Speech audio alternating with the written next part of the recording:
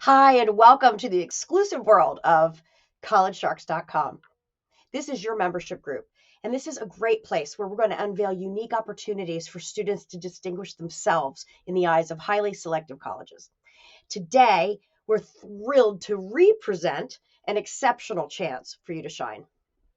In light of a recent Harvard lawsuit, the admissions process has come under scrutiny. And this lawsuit prompted a revealing glimpse into how top tier institutions assess applicants. This is the first time we've gotten to really look behind the curtain and understand how they take students that seem to have all the same stats, GPAs, etc., and differentiate them and decide who gets in and who doesn't. So we've compiled the insights from this study, and we are eager to share them with you today. Our featured video was hosted by me, Shark Lee, and Maureen Lanvin of Polygence. Polygence is our esteemed research partner, and they delve into the power of special projects and in elevating your college application. So instead of reinventing the wheel, let's just dive into these top tips and strategies that I talked with Maureen about earlier in the year. So rather than reinvent the wheel, we're just going to show you the top clips from our conversation following the results of this Harvard lawsuit. So this insightful conversation is about 24 minutes, and it's really brimming with valuable advice and a treasure trove of Sharky goodness. You could stop at minute 24 and get motivated about what you're going to do. Or if you're intrigued by the prospect of collaborating with Polygence on a project or by exploring opportunities through their Pathfinders program, which we'll tell you all about, really helps you kind of hone in on a major or a curriculum you might be interested in by one-on-one placement of you with graduate students who are currently working in the field. It's a really great way to narrow down what your interests may be.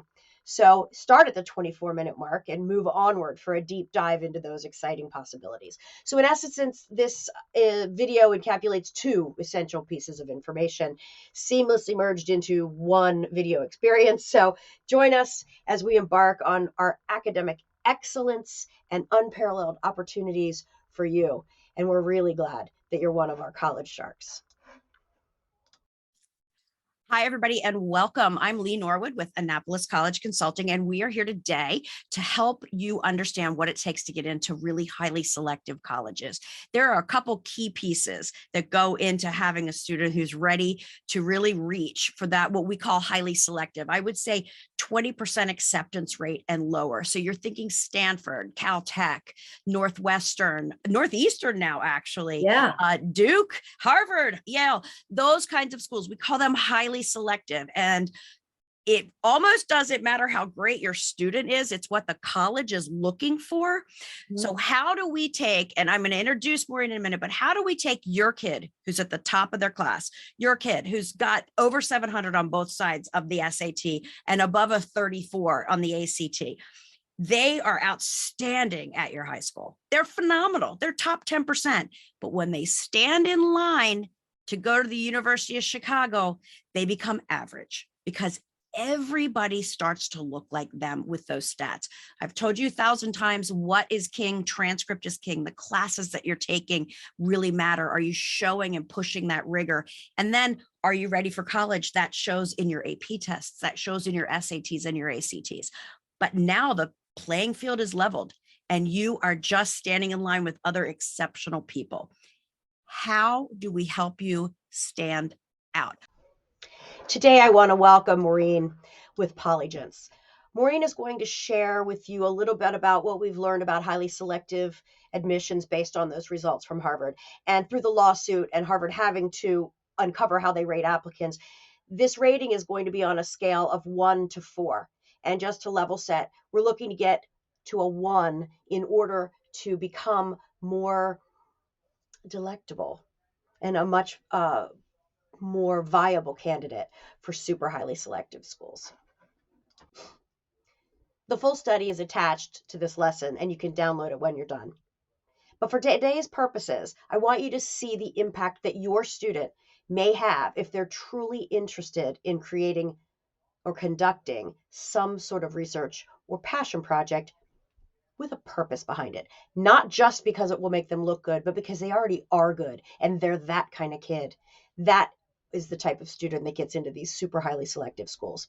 So remembering that Harvard's going to rate you on a scale from 4 to 1, 1 being the best, I want you to look here and see the dramatic difference between kids who are getting a 2 at an 8.6% admit rate and the kids who rank with a 1 that have a whopping 68% admit rate. That admit rate soars when kids move from a 2 or a 2 plus to a 1. And we're going to talk a little bit more about that later today. Let's talk a little bit about how to get to a 1. We'll do that by starting with a 2. Kids who score with a 2 in the Harvard application process, they have perfect grades. They have near perfect test scores, but they have little evidence of substantial scholarship or substantial academic creativity. By adding scholarly research, work, a paper, a performance, etc., your chances of moving to the next step in the admissions process, specifically the highly selective admissions process, that gets you to that next step, which is the review by a faculty member. Let's get more from Maureen.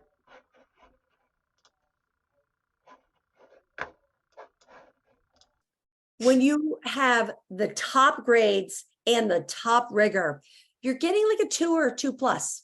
Think about it this way. The students that have these top grades and top rigor, you're playing defense at that point. You're playing defense. You obviously are a student that's more than capable of doing the work once they get to the college, but they have a lot of schools like that, and a lot of students like that. I'm going to take a moment actually and just veer off to another school, Stanford.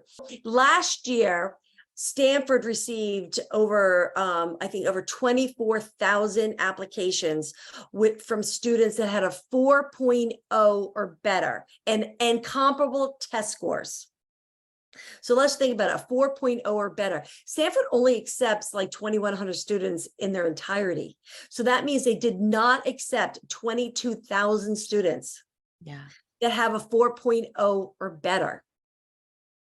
That's just the nature of how competitive this is. And forget the poor student has a 3.9. These are kids that have a 4.0 or better. And, Stanford did not accept over 22,000 of them. Okay. And I think another point, just we're going to go off and then go ahead and share your screen again. But these colleges have been accepting the same kids for years, for hundreds of years. They've been accepting the same kids. What's been going on in our world is that we've got some grade inflation going on now. You got like the pity A because you were there during COVID and they felt bad for you. Did you really learn it? We've got the ability to test over and over and over and over. So these kids are pushing their test scores.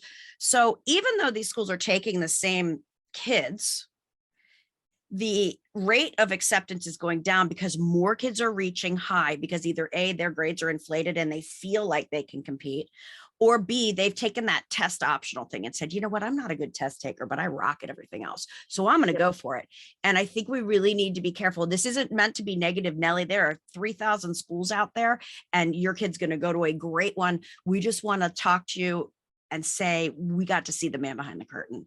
And this is really what happens at that Ivy level. Yeah.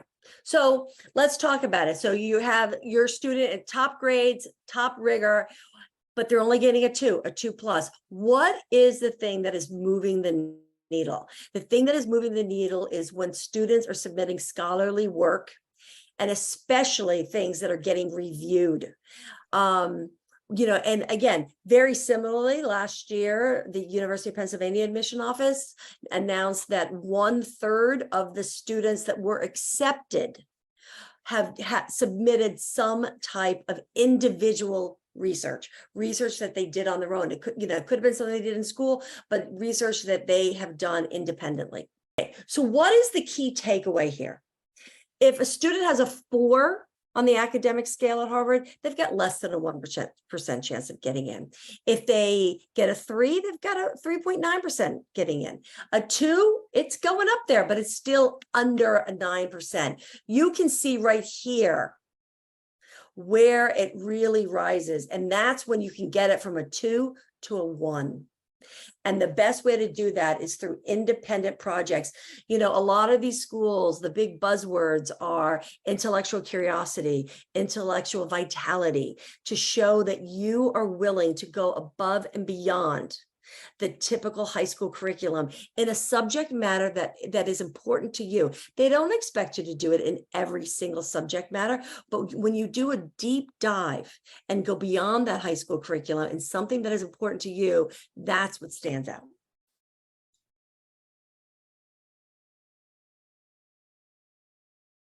So what is Polygence? Polygence is an online mentoring program, but that's really, really what the main point of what it is. We have two founders, and they were on the Stanford campus. One of them had already finished his PhD in quantum physics from MIT. The other one was getting her PhD at Stanford. And they started talking about their own educational journeys. And they realized that both of them had mentors in high school. So the conversation went into, like, how important is it to having a mentor, having somebody that is more experienced than you, that is willing to invest in you and invest in your education. And they realized that once they had mentors, their love of learning just took off. And it wasn't just limited to the subject matter that the mentor was in, it was across the board. So they started talking about that. Simultaneously, they started also discussing that most high school students really don't have that much control about the classes that they're taking. You know, either school boards or county boards or state governments are kind of deciding a lot of the classes that students have to take in high school. So they also started talking about, like, what if the students had more control, more say over their own education? And this could be learning about topics that aren't typically taught in high school, like maybe like something like a cryptocurrency. That would be unusual for a high school curriculum to discuss, but it could also be something that you're learning about in high school, but you're not getting to learn as much as you'd like. Like, for instance, you could be in your English class and love the poetry unit, but you know what? It's time for that unit to be over, so you move on to the next thing. But you really want to go back and learn more about poetry. So they came up with the idea of Polygence, where they match high school students with mentors. The vast majority of our mentors are PhD students. And our core research program is 10 sessions. The students choose the topic that they want to research, but they also choose a final deliverable project at the end. Now, that project could be learning how to write a college level research paper. It could be, you know, creating an app, creating a website, creating a podcast, writing a book, writing a song. There's many outcomes for what our students can do, and our mentors can help the students get to the end of their project. That is very, very interesting. I feel like I'm a mentor to our students in the journey and in helping to find the right fit of the school to help present them as well as they can be presented. That's why, and I want to thank each of you for giving me your most precious gift, which is your child. I promise you, they're way nicer to me than they are to you. But it's great. And so I'm mentoring them through this process. But when it comes down to really moving the needle to get that score of 1, to get to that highly selective school, I love what Polygence does. And after Maureen gives you some examples of some of these research projects, I'm going to go backwards and talk about a few of our kids who have done another program Polygence does, which is called Pathfinders. And we've already had some really cool successes with that. One of my favorite projects was we had a student who is a STEM student.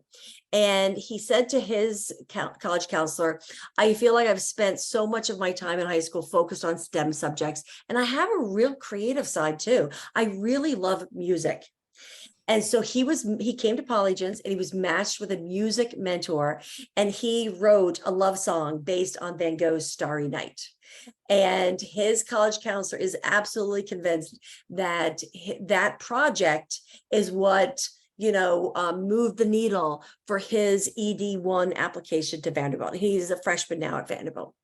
So I just love that example because like it's not what you typically think. It's not a STEMmy project, but like, you know, like I just am so impressed that he wrote a love song based on Van Gogh's Starry Night. It's on our website if anybody wants to hear it. Who loves sewing, loves costuming, and also loves like period pieces.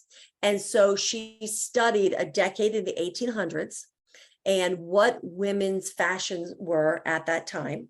And she designed costumes from high society women down to what servants would wear at that time. She, you know, designed them, she drew them all out, and she chose one of the designs, and she sewed a gown. And that was her final project. She is applying, or she was applying to schools for costume design. So it's part of her portfolio. That's amazing. What would be even better is if she had had Blake Lively wear it at the Met Gala. Yeah. Right. Okay. Well, you could share again if you want to. You know, we all think we know what research is, but it's the systematic investigation of a topic that leads to new discoveries. And this, if you work with a Polygence, this is the student's research. The student is not signing on to the mentor's research. This is the student's idea, and it's their project, and it is student first. But you know, it's also giving, you know, the students the experience. You know, a lot of our kids want to do research in college, and you know, first of all, they're doing it in high school, so once they get to college, they're more successful about getting into the labs at college because they do have the experience of doing this. We also have a symposium twice a year in March and October, where our students that have completed their projects present them. They have the choice of presenting them if they'd like. And the students that present at the symposium even have a better odds of getting into the labs once they get to college, because now they have experience doing research and presenting research. So they do this research. I know the answer, but I'm going to put it out there. Where do they show it in their college application? Oh, so there's a few places. One, you can put it on your activity sheet. But then also, once Lee helps you start writing your supplement essay questions, those are also great places to write about it. So a very popular supplement essay question is like, why do you want this intended major, or why do you want to study this academic subject? That is a popular time for students to write about their Polygence projects. But another popular time is when they say, like, what was your favorite extracurricular that you did? Those are two very popular supplement essay questions. Another suggestion that I always have is that, like, especially like your teachers or your guidance counselors at school have to write you letters of recommendations. You know, they have so many students that they write for, especially guidance counselors. There's no way they can keep track of every single thing that students are doing outside of school. So my suggestion is, you know, give them like a little summary, a little write-up about your project so that they can include information about the project in their letters of recommendation. And that just makes your work, you know, like more legitimate, more credible. You know, they can really go off on it. So that's a suggestion I always make to students as well. Yeah, I think those are two great times. And for those of you who work with us on one-on-one, we also have something called Livestream Digital, and we put together digital resumes for kids. Mm-hmm. So when a college says you're allowed to upload a resume, that's still written in material. What Livestream allows us to do is show photos of what your student has been doing, show the actual paper they wrote, maybe show the press release I talked them into writing, and then the coverage they got in the local paper. So that is something that is free for you if you're working one-on-one with us. And if not, we could talk about that later. And we did a talk on that, but it is a great way that we can also put that right in additional information, which we want to use sparingly. But if we're going to take your time away from the application to look at something in additional information, we want it to be good. So I love having that visual aspect, but thank you, Maureen. I love the idea of adding it in as something you touch on when you're writing your essays. When you hear them bragging about all their research opportunities, they have to make sure that the seats for those research opportunities are taken. And so the best indicator to them that you're somebody that is going to come to the campus and participate in whatever opportunity that you're saying you're going to participate in on your application is if you've actually done it in high school. So when students are participating in research in high school, it gives the university an indication that you're going to come to college and do the same. And again, so much of research is about the money, you know, it's about what are the college's value. Okay.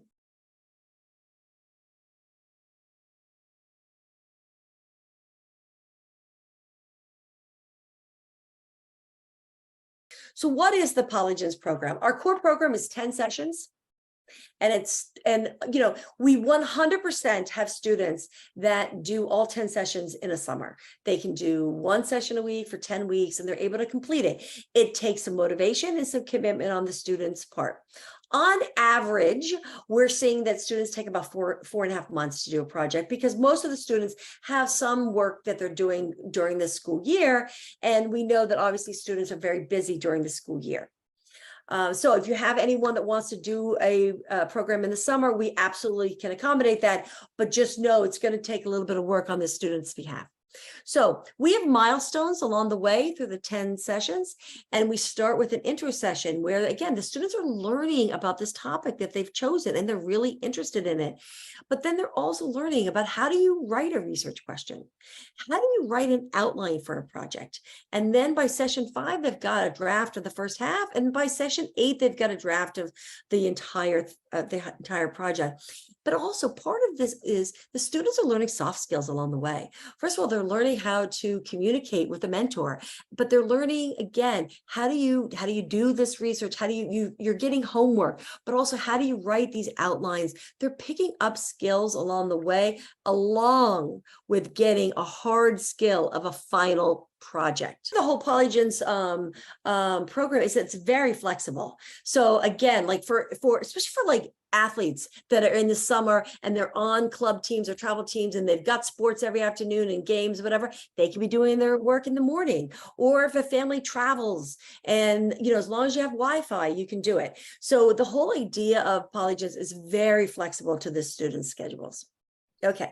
Oops. Okay. College admissions data. First of all, Polygence is, we are committed to being student driven and helping the students learn about topics that they are authentically interested in. We want them to grow as people first, but while they're doing that, simultaneously be helping their college admissions process.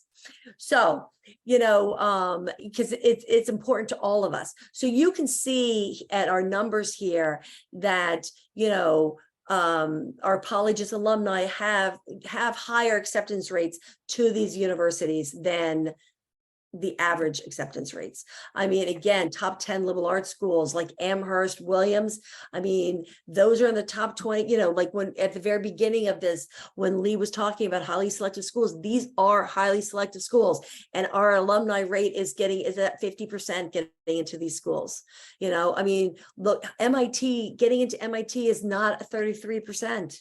But it has been for our students. Same with the Ivy League as a whole, we're at 26%, and that's much higher than the numbers that you and I usually hear about in the news. Yeah, those numbers are what I call, you know, if you're in the teens of being selective, we call you highly rejective. And if you get into the single digits, we call it a lottery. And I don't ever want a student to buy more than 3 lottery tickets, right? You don't want to have more than 2 or 3 of those super reach schools, but to be able to add serious research, now you're getting to the point where those are no longer a lottery. They're more of just a reach for you, and you're really upping your chances. Funny, we just had a student who was a freshman at Princeton speak to us about 2 weeks ago. And, you know, he basically said that he went to Princeton and he connected with a physics professor that was doing a very similar research to what he did for his Polygence project. And because he was already so knowledgeable on the topic, he made it right into that professor's lab. But not only that, is that professor now, as a freshman, that professor is now his mentor at college. Perfect. And that mentor has also, opened the door and wrote him letters of recommendation and connected him to another research program that he is now working at that lab this coming summer. So it was his Polygence project and the topic of his project that got him helped get him into Princeton. We're not going to take all the credit. The student obviously was, I'm sure, stand out in other ways, but it was the topic of his project that really opened the door into the lab at Princeton that has now opened the door for other things. And it's all building on top. And then also, I think this student was also talking about how he realized how important it was to have a mentor, and it was one of his goals to find a mentor very quickly once he got to campus. Well, that's a motivated kid right there.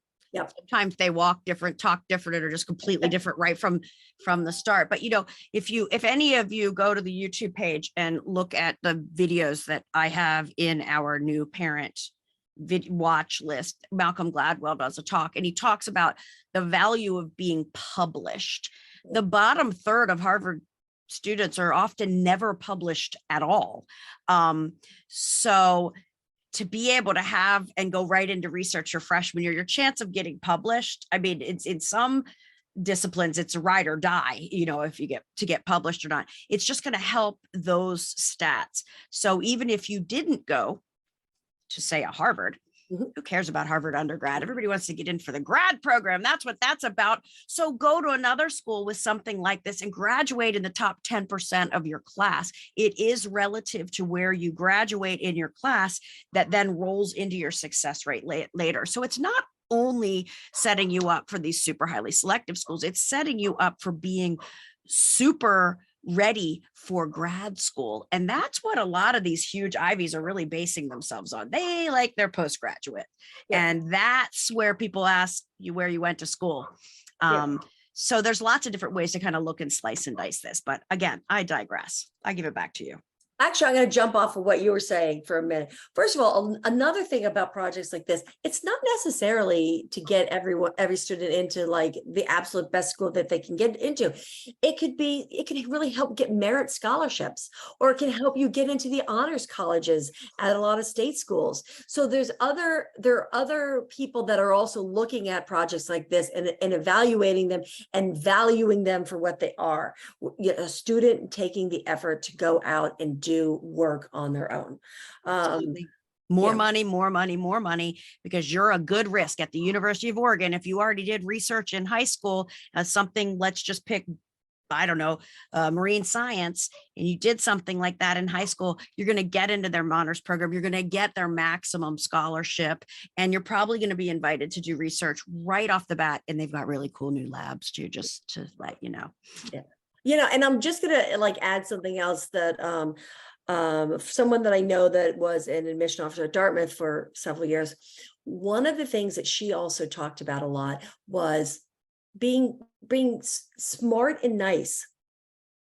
Isn't necessarily the greatest in applications. Nice kids land on their feet. And when an admission officer is reading an application and it just comes up, they're a nice, smart kid. It's easy to think, oh, this is a nice kid. And in the real world, we want nice kids. But when you're reading that application, it's like, oh, this is a nice kid. This kid is going to do great. Next, what you want to do is you want to create an application that's going to create a sense of urgency. You want the admission officer to be reading that application going, wow, this kid is already doing a lot. And I don't want to miss out on this kid. I want this kid on our campus, because if they have only a limited number of seats for every freshman class. And if they're offering you one of those seats, then it's a precious commodity. And they're taking a chance that you're going to come to the campus and become a doer. You're going to come and just get involved and be an influencer. Like, take that phrase. You're going to be an influencer and be influencing the community around you on that college campus. And they're also taking a chance that they're going to open, Time Magazine 10 years after you graduated, or they're going to open Forbes 30 under 30, and they're going to be reading about you, and they're going to want that college's name attached to you. So, again, in real life, we want smart, nice kids because they're wonderful. But when you're thinking about an application, you want to create a sense of urgency. And what does that? Individualized projects. Love it. Tell us a little bit more. Let's get through these Yeah. projects. Okay. And Yeah. Okay. So let's go back. this is super Okay. exciting for Yeah. me. Because this is not the 90s. When we went to college, you could get in with a 1050, this ain't your mama's college application anymore. So Absolutely. I find this I love this stuff. I love it, love it, love it. So Okay. I'm gonna go a little faster because I want to get to Pathfinders, but students can get 3 college credits from the UCI GADI program for doing a Polygence project. There are some guidelines, like it has to be a research paper, but that is something I'd like just to touch on. Like I mentioned, we have a symposiums that we do twice a year. The next one is September 23rd for people that are finished with their projects. But let's get to Pathfinder. It's super exciting. So here at Polygence, we take feedback very, very seriously. And one piece of feedback that we heard repeatedly was that there was a student that wanted to do research, but maybe they had multiple interests and they didn't know quite how to narrow it down. So we created this Pathfinders program where students can do, they can choose 3 topics and they get matched with one mentor in each of those 3 topics. And they can have a 1-hour session with each of the mentors where they can ask them, what's it like to major in physics? If I majored in physics, what are the classes I would take? What are the extracurriculars? What are the internships that I could potentially do in college? What careers would be open to me if I majored in physics? They can ask them, how did you get involved in physics? Or can you give me ideas for things that I could do while I'm still in high school to prepare for a major in physics? So that's our Pathfinders program. So yeah, we love it. And Lee, I know that you've had several students go through the process so far. I have, and I want to brag on a few of them. So, I'm so fortunate that you chose me as a preferred partner because I was able to offer this out to about 7 of our one-on-one clients. And I always ask them, and kids sometimes don't know what the value of money is. Would this have been worth $595? They don't know the answer to that. But I asked them, how did it go and what did you learn? So one of our students, she was dead set on international business and finance. That was what she was going to do. But she also, liked looking at different economies and different things overseas. After she met with her 3 different mentors, she is going to absolutely 100% change her major to economics. She talked to 3 people. She really identified. So selecting her major really became very clear to her through doing that process. I had another student who I think she talked to someone in law. She talked to someone in overseas journalism and someone in film school. And they basically asked her where she saw herself further down the line. She was going to major in film and minor in journalism. She came back out of it and said, I'm going into international PR. That's what I want to do. I want to be that writer first, and the film is going to fulfill my artsy side, but I don't want to be that starving artist because my robust feelings towards this is towards international news. So how cool is that? Because half of us, I didn't even know what I wanted to be when I grew up. We didn't even have cell phones when I was in college, and now it's this whole industry. I think there's a lot of things to come, and to have students now be able to talk to people just 5, 8, 10 years older than them that are really in it and see where the world is going. I think that is, I think it's a unique and really cool thing you don't have to know what you want to do when you go to college. I wholeheartedly believe college and can be something that helps you learn who you are. But for those kids who kind of do know what they want to do now, but they're all over the place, and, they look at one college with 8 schools in it and 550 different classes, this really helps them narrow down to see what their end game is. And the kids who did it loved it, Maureen. And, some of your mentors are better than others, but I think Maureen pre-preps them really well. You give them a list of questions. They don't fly into it blind. And, I'm going to offer it to more of our sophomores because I think that some of them, if they have a maturity level, so if you're a parent of a sophomore, I really think you should consider looking into this Pathfinders to kind of help direct your student, because as I've told you, we want a thread of consistent interest through the application. And if you can get your path kind of narrowed down a little bit, it's a lot easier for you to do things that kind of feed into that thread of interest. Absolutely. One piece of feedback that I hear from the students all the time is that it's so interesting to talk to a real person. Real person is what they say all the time. And, part of it is that, the students are so interested in industries that didn't exist when their parents went to college or their parents' friends and relatives went to college. So in their circle, they might not know anybody who's working in that industry. So because it didn't exist, and so having the ability to talk to somebody would not be open to them if not for something like this. They just don't have family connections. Pathfinders, you're meeting like a mentor one time. You're meeting 3 different mentors, but you're only meeting them one time. You're not doing research. You're not doing research in that session. It's an opportunity to explore an intended major or explore an intended career. Right. And so it's really nothing that you can use on a resume. You're just talking to somebody. What's it like to be a lawyer? What's the day-to-day like and things like that. Well, and I know this student. And I know he's thinking about, does he want to do business? Does he want to do science? He's not really sure. So yeah, let me tell you, if you do this and you talk to 3 different mentors, it is going to be something in your application that you'll probably use when you're writing your essays, because it's going to show them that you had interests and you tried to narrow them down. Once you've narrowed them down, then I would say, let's roll forward with a research project for. And then what is the optimal time for a student to do Pathfinders, sophomore or junior year? Wow. Yes, both and. Yeah. So again, kind of yes and both. And yeah. So for the last, I would say month and a half, 2 months, I've been talking to juniors saying TikTok, TikTok. Lee can tell you how crazy busy senior fall is going to be.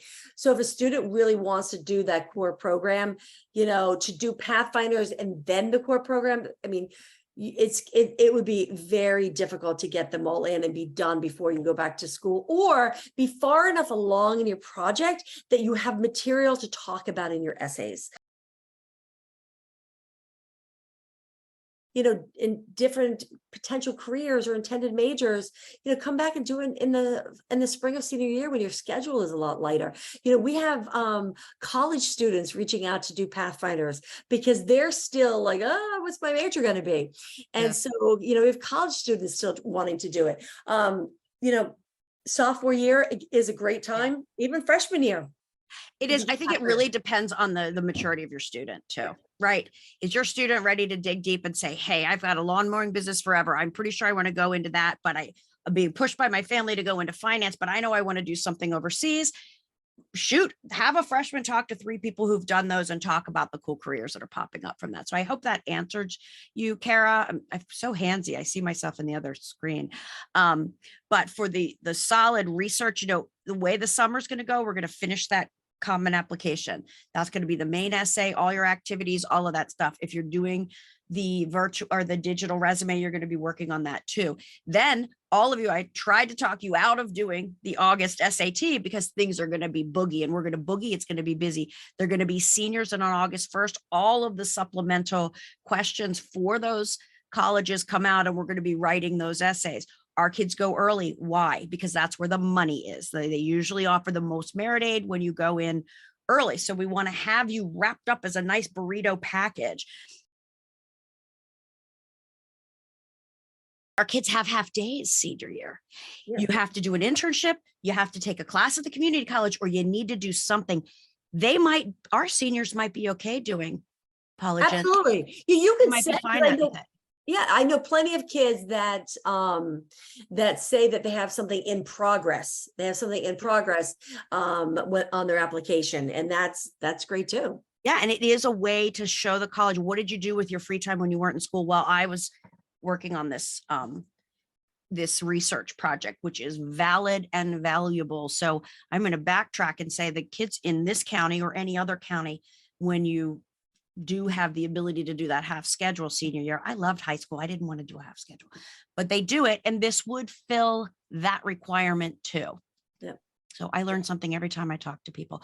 Do we want to do the Pathfinders program? Please get in touch with me as soon as possible. If you're a senior and you think you want to do the research project, talk to me really soon. We'll talk through whether it's going to fit in your schedule, and I'm going to connect you with Maureen ASAP. Yes. It's super easy to get started, and I just want to thank you for your time tonight. I am here to guide you. I'm going to let Maureen close it out. Yeah, I just thought of something else. For those that are interested in learning about research projects, like what you can do, I'm also a hands person. You can go on polygence.org and you could click on projects. And those are completed projects that students have given us permission to post. And they're broken down by subject matter. So you could pick chemistry and read and see what other students have done with chemistry. If you're looking at those, some students that have written research papers have actually given us permission to link their research paper up. So you could actually read what another student has done and actually read a real research paper done by one of our students. Also, some of those students have given permission for us to link their symposium presentation. So you can watch their symposium presentation and learn more. But then there's another place that if you go all the way to the bottom of the page, you're going to see project ideas. Click on that. Also, if you look at it's also broken down by subject matter. So you could click chemistry again. And in there, you're going to find ideas for projects that the mentors have suggested, things that the mentors think would be a great idea. So look around and see what other people are suggesting, what other people have done, because it might spark something for you as well. But that's it. So other than that, thank you for coming. I always love to talk about Polygence. And I love talking to the kids. These kids are, again, so, inspiring. Like Lee said, I went to high school a long time ago, and, like none of us were doing this stuff. We were going home watching General Hospital after school. And and that's what we were doing. And like now these kids, like, they've just got so much they have so much going on, but they're also like changing the world. I can't tell how many of our kids are doing environmental projects. They're the ones that are going to save us.